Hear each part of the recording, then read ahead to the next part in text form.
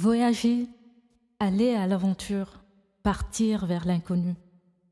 Bon nombre de nos frères, pères, oncles et cousins rêvent d'aller en Europe, aux États-Unis et dans les pays d'Afrique centrale pour pouvoir trouver un avenir meilleur.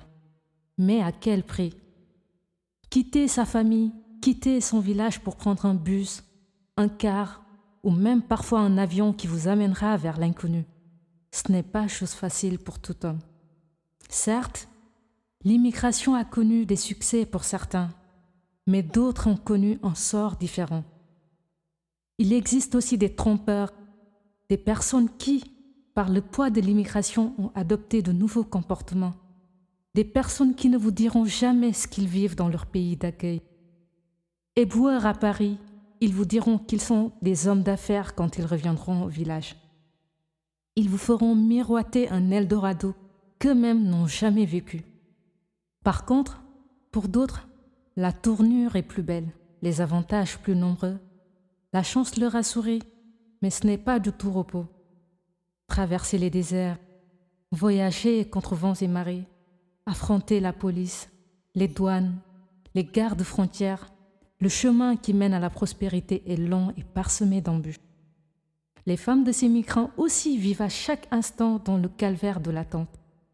Elles sont certes pour la plupart à l'abri des besoins car les transferts d'argent de la part de leur mari pour subvenir à leurs besoins ne manquent pas, mais une tristesse conjugale les anime et les ronge au fur et à mesure que les années passent. Les villages se dépeuplent au fil du temps.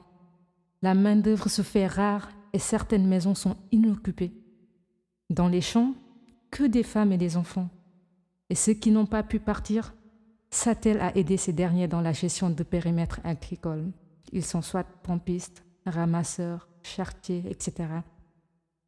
Immigrer, c'est aussi faire le choix de partir sans jamais savoir quand est-ce que l'on reviendra et comment on le fera. Il existe des alternatives à l'immigration, des opportunités locales à saisir qui permettraient de subvenir aux besoins des familles, d'assurer la pérennisation des villages, de booster les économies locales. Les initiatives, elles, se prennent.